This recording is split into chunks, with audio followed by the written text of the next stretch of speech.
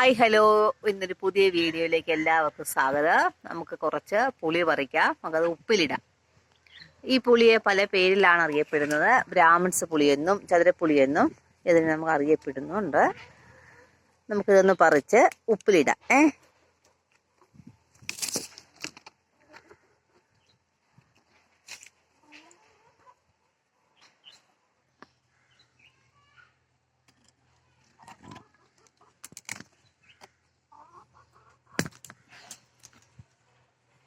നിറയെ പുളി കിടപ്പുണ്ട്. 2-3 എണ്ണം മതി, നിറച്ച് നമുക്ക് ഉപ്പിലിടാൻ കാണും. രണ്ട് പറിച്ചിട്ടുണ്ട്. നമുക്കിതിന്ന് കഴുകി വൃത്തിയാക്കാം. ഇങ്ങനെ നമ്മുടെ പുളി കഴുകി വെച്ചു. നമുക്കിനി ഇത് ചെറിയ ചെറിയ കഷ്ണങ്ങളായിട്ട് അരിഞ്ഞെടുക്കാം. ഇങ്ങനെ നമ്മൾ ചെറിയ കഷ്ണങ്ങളായിട്ട് കടുവും മാങ്ങയ്ക്ക് നമ്മൾ മാങ്ങയൊക്കെ ഇങ്ങനെ അരിയുന്നത് അതുപോലെ വേണം ഇതിനും അരിയാൻ. നമ്മളങ്ങനെ അരിഞ്ഞു വെച്ചു. ഇനി ഇതിലേക്ക് ആവശ്യത്തിന് ഉപ്പിടണം. പിന്നെ ഇച്ചിരി ഉലുവാപ്പൊടി ഇടണം. പിന്നെ അല്പം മഞ്ഞൾപ്പൊടി ഇടണം.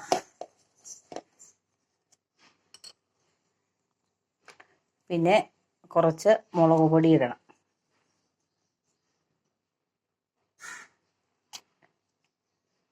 എന്നിട്ട് നല്ലതുപോലെ ഇളക്കി യോജിപ്പിക്കണം.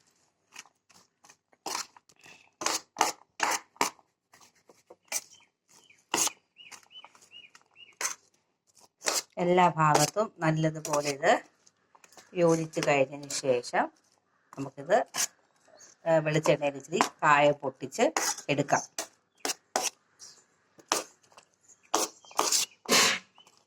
കുറച്ചും കൂടെ മുളക് പൊടി വേണം തോന്നുന്നു, ഇച്ചിരി കുറവാണ്. ഇച്ചിരി ഇട്ടിട്ടുണ്ട്. ഒന്നും കൂടെ നമുക്ക് നല്ലതുപോലെ ഇളക്കാം. ഇത് നമുക്ക് പെട്ടെന്ന് ഈ പുളിയൊക്കെ ഉണ്ടെങ്കിൽ നമുക്ക് എളുപ്പം പെട്ടെന്ന് തന്നെ നമുക്ക് ഒന്ന് അച്ചാറിടാം. ഇനി നമുക്ക് കടുക് പൊട്ടിക്കാം. ഇനി നമുക്ക് അല്പം വെളിച്ചെണ്ണ ഒഴിക്കാം.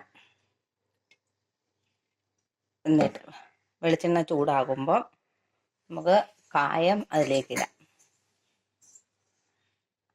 വെളിച്ചെണ്ണ ചൂടായി നമുക്ക് കായം അതിട്ടൊന്ന് പൊരിച്ചെടുക്കാം.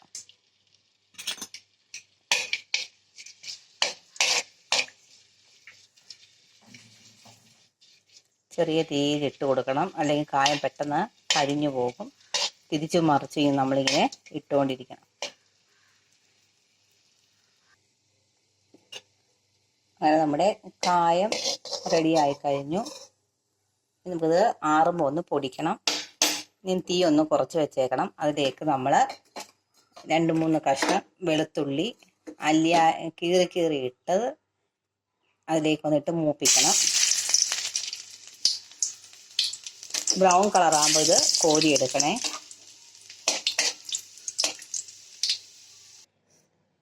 അങ്ങനെ വെളുത്തുള്ളി ബ്രൗൺ കളറായപ്പം കോരി വെച്ചിട്ടുണ്ട്. നമുക്കിതിലേക്ക് കടുക് പൊട്ടിക്കാം. ഇതിലേക്ക് കടുക് ഇട്ടു. കടുക് പൊട്ടിക്കഴിയുമ്പോൾ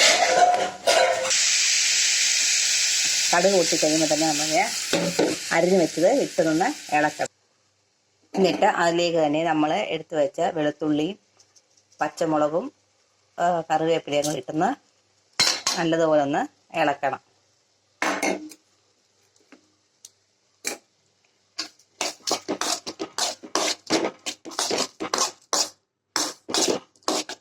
എന്നിട്ട് ഇതിലേക്ക് നമ്മൾ കായം നമുക്ക് പൊടിച്ച് ചേർക്കാം.